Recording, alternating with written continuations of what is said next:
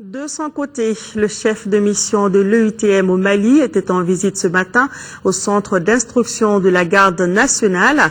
La visite du général François Lecointre intervient après 4 semaines de formation destinée à une trentaine de gardes. Le compte-rendu de la visite avec Alousseni Touré. Le camp des gardes de Tomikoro-Bougou ce matin.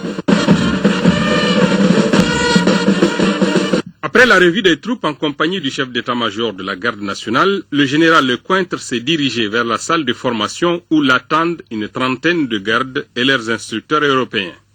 Là, le général a eu droit à une démonstration de la part des apprenants, mais loin des caméras. Ceux-ci ont mis en application les leçons de 4 semaines de formation. Pronostic du patron de la formation. Je dois avouer que ce n'est pas par hasard que nous sommes venus à la garde, dans cette unité très particulière, qui est quand même une unité avec une forte identité, une forte cohésion, et une unité un petit peu d'élite dans les forces armées et de sécurité maliennes.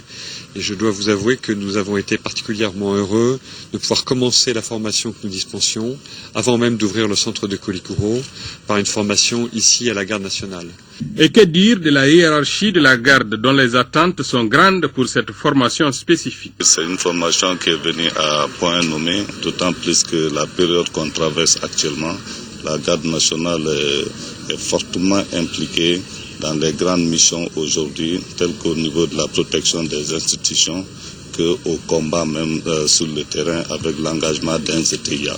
Donc c'est venu à point nommé, d'autant plus que toutes ces missions ne peuvent pas réussir sans de bons renseignements. La garde nationale, il faut le rappeler, est le corps le plus proche des populations de par sa répartition géographique sur le territoire national.